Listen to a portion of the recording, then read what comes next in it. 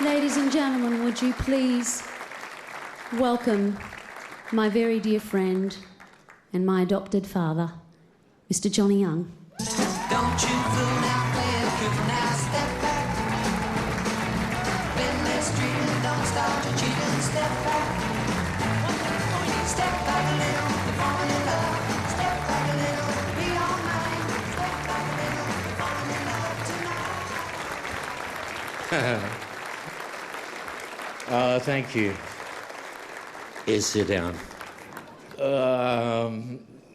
I have my wife and I have my two beautiful daughters here with me tonight, just like John Williamson, actually. And my daughters said to me, you better thank us, because after all, we are the real thing. I love you, girls. Love you, Marisha. Okay, I haven't, you know, it's ridiculous. When you do a show, you plan it, all that stuff. I really had no idea how emotional this would become tonight. And I haven't really thought about what to say, because, you know, how do you put 50 years of doing all the bits and pieces that I've done into 5 minutes? I'm glad you mentioned Glenn Wheatley.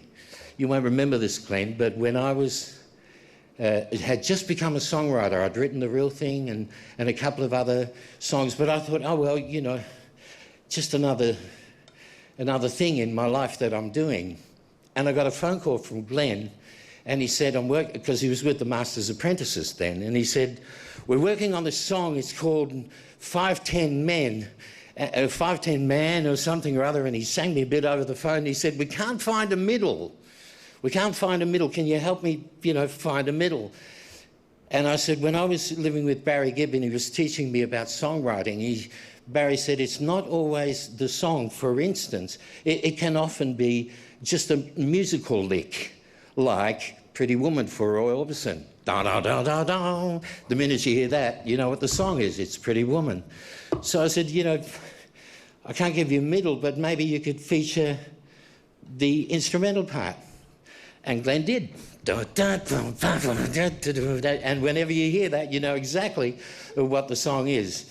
So now, why am I mentioning that, and why is it significant to me, Glenn? It's because you were the first person to actually recognise, because I said, you know, why are you asking me? That was my first question. He said, well, you know, you're a songwriter, you should know about these things.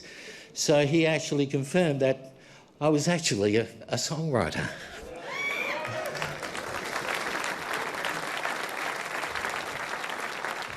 The greatest gift that I have in my life right now is that after all this time and all the wonderful people I've worked with, I walked around the room tonight and I got so many hugs with so much love. Even Michael Chugg gave me a hug.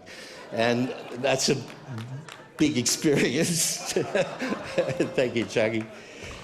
And I'm so proud to be in the Hall of Fame, but I'm more proud than anything else to still be a part of this wonderful, great Australian music industry, and I hope you allow me to be part of that for a long, long time to come. Thank you very much.